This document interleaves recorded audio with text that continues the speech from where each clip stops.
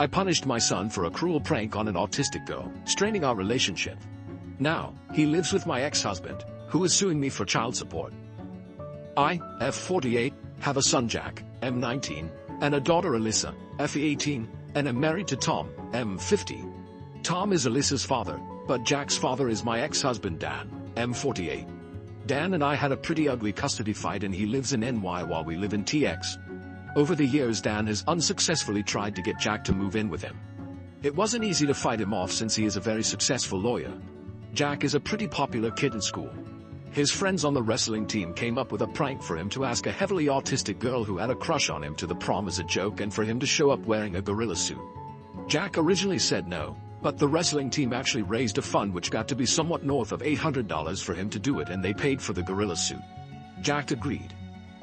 If it matters, this is very out of character for him. After the prom, I was looking around on Instagram and saw pictures of him in the gorilla suit and was surprised that he didn't take his girlfriend Jess. After reading the comments, I learned what happened.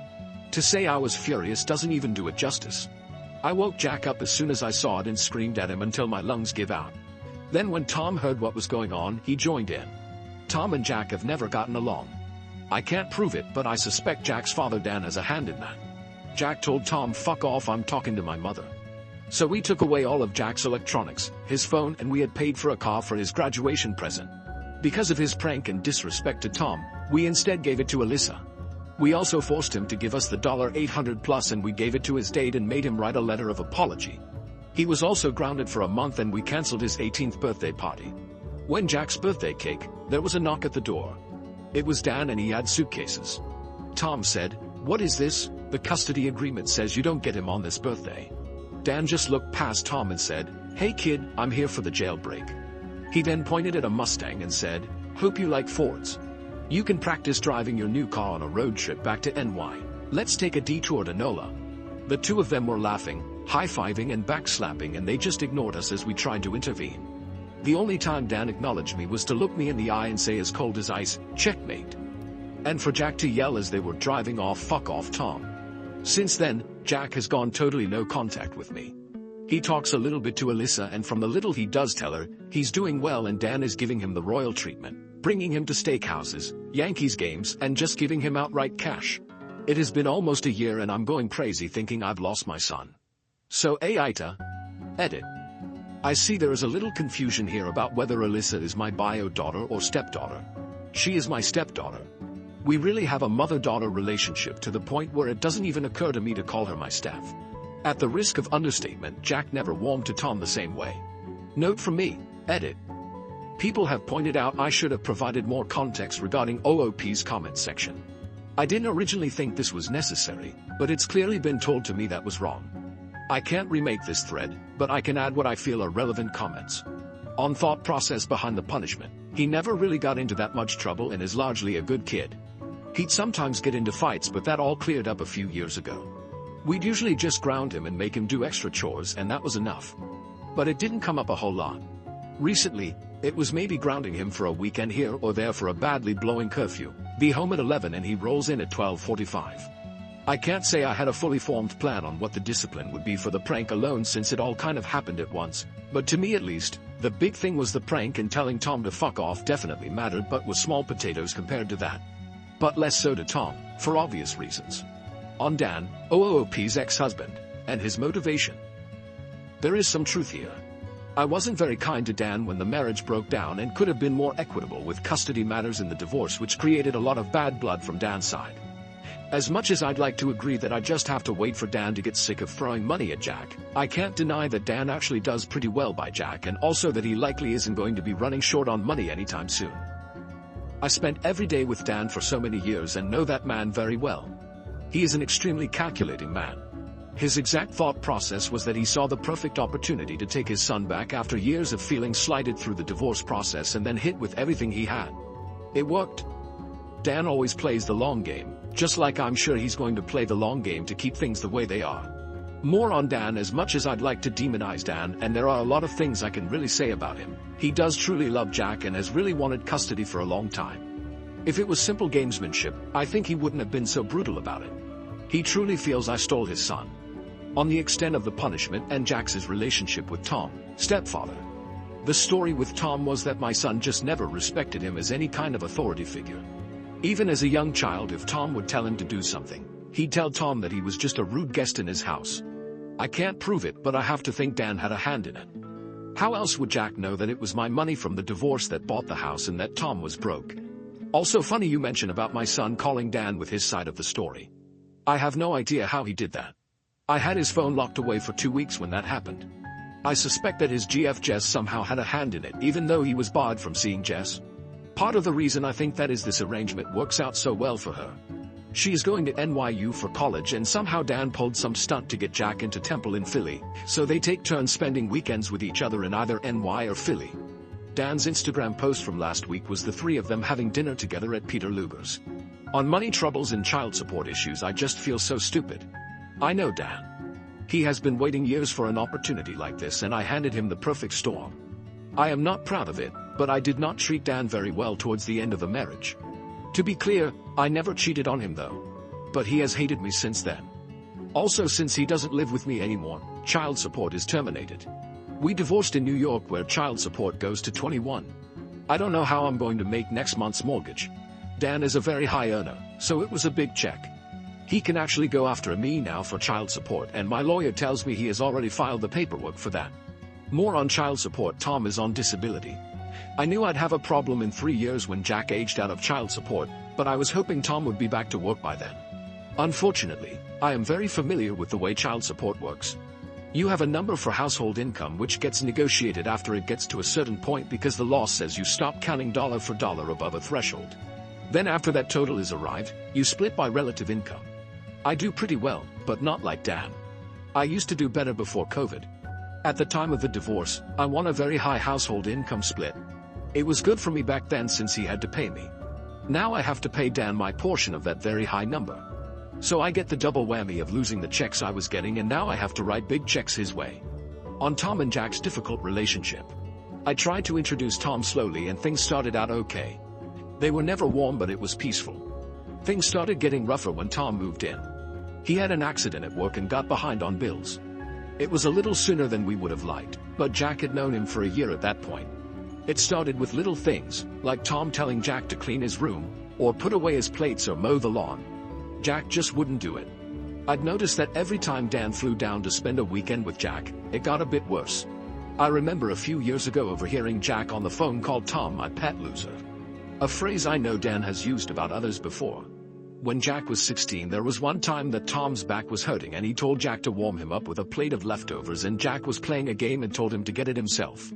Tom unplugged his Xbox and then Jack said, "This fucking guy, he stays here for free, eats free food, and now even thinks he has a butler. This isn't a fucking hotel, Tom, you can't afford one." Then another time when Tom told him to mow the lawn and Jack said, "Don't tell me to mow the lawn at my own house, you mow the lawn and make me a sandwich when you're done." Jack isn't like this with anyone else. He's usually very kind, quick-witted and gracious.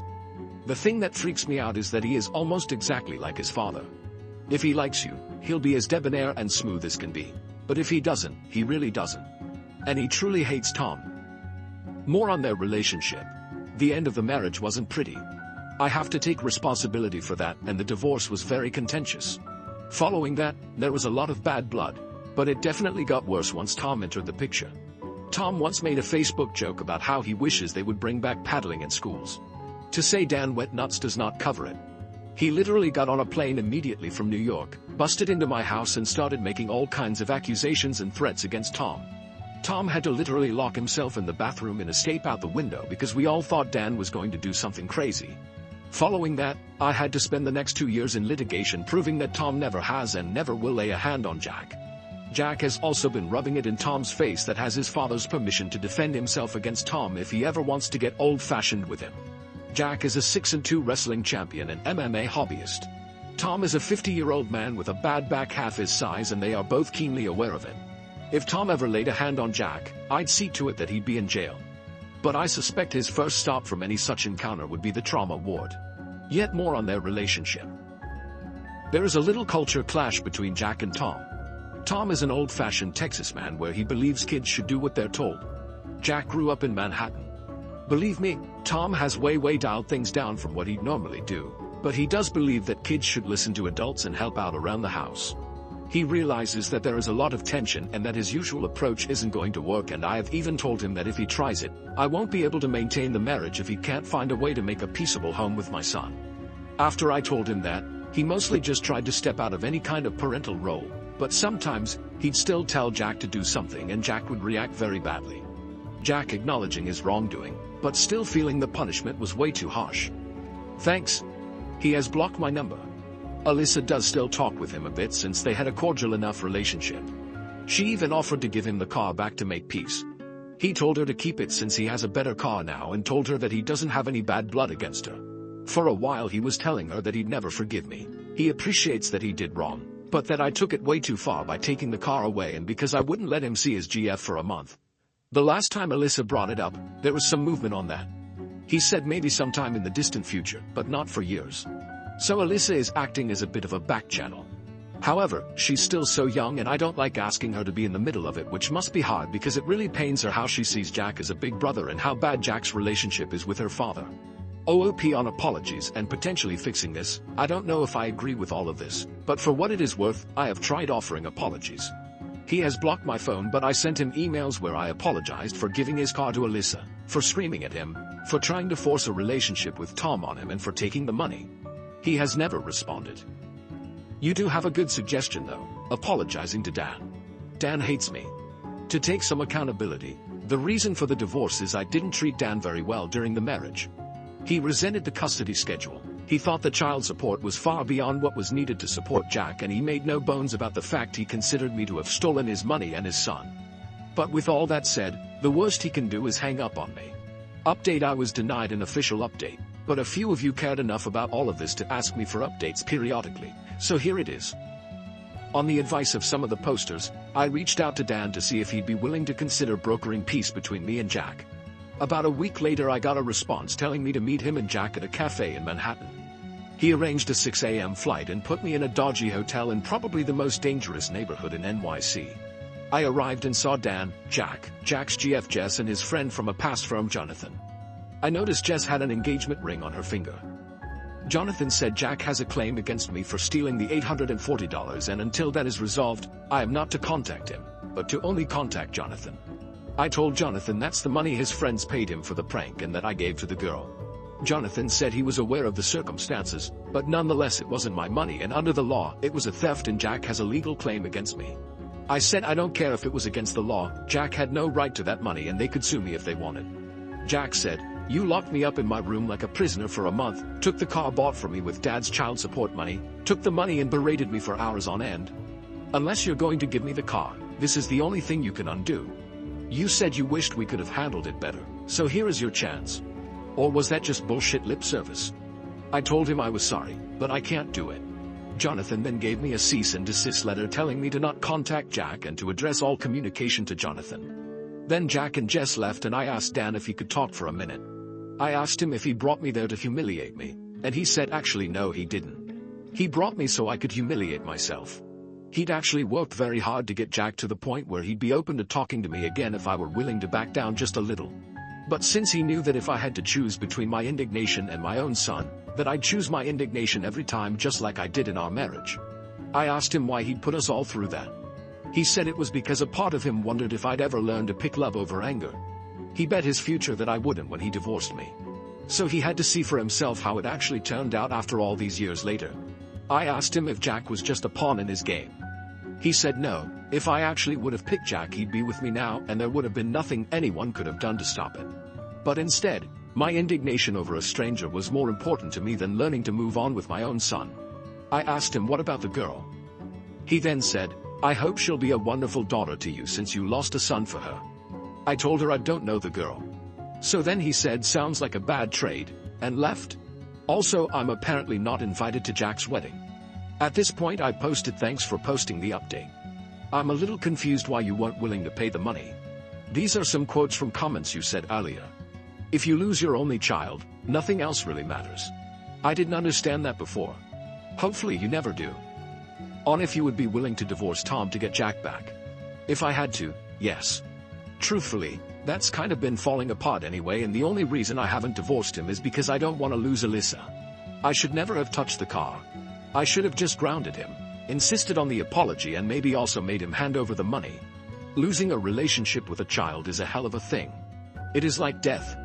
I hate what he did, but there is nothing worth losing a child over. I lost my son for that girl who I don't even know. Exact words were high road, low road, I don't care. Whatever wins. The irony is that now I'm sitting where he was, except worse. I'd do anything for him back. So after all that, you weren't willing to give Jack his $800 back. Where is the disconnect here? If you are really willing to do whatever it takes, then why weren't you willing to do this? And her response? I was so angry. I am still so angry.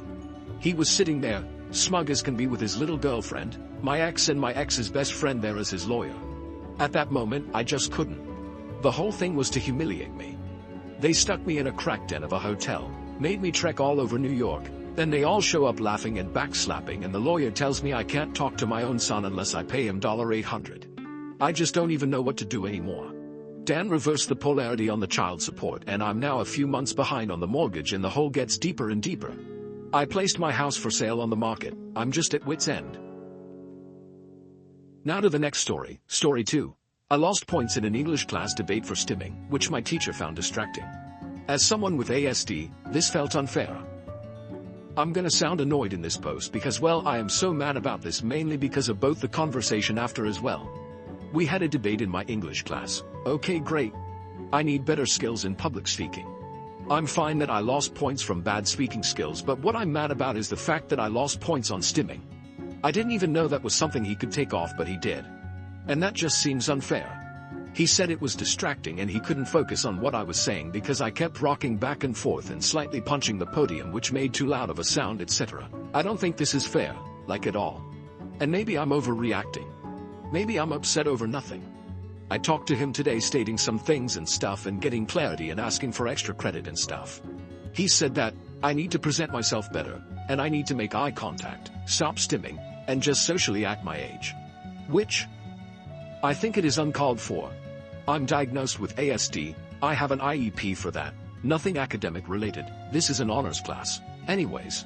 Again, maybe I'm just making it a bigger deal than it is, or being a crybaby. I've cried for the past 3 hours over the last 2 days on how much I hate myself, that I can't be normal. Is this fair? And what should I do? Comments from OP. I'm not technically failing the class now, but it definitely feels like failing. My grade went down from a 90 to a 79. I can't take dual enrollment without an 85 or higher. This is just honors English, too. However, I've been telling both this teacher and another teacher about how I want to take the criminal justice dual class. I have everything to take the class except if I can't get this English grade up. Plus, I basically planned my whole life out, and the only time I can take the dual class is next semester if I want to take the APs I want in senior year. Which may be why I'm so butthurt over 4 points that I lost from stimming. Cause that makes a difference. Even if it's small, it was 50% public speaking / 50% actual research topics. He actually said my arguments were really good, I used good sources, and I explained things well, but my public speaking part killed the grade. I lost points on poor presentation overall. So for example, poor eye contact, speaking clarity, repeating sentences, which I also am annoyed about because I repeated one because I was stumbling over my words. However, 4 points to an already poor grade is a lot. My teacher took off points for stimming. Update. Posted on November 27, 2023.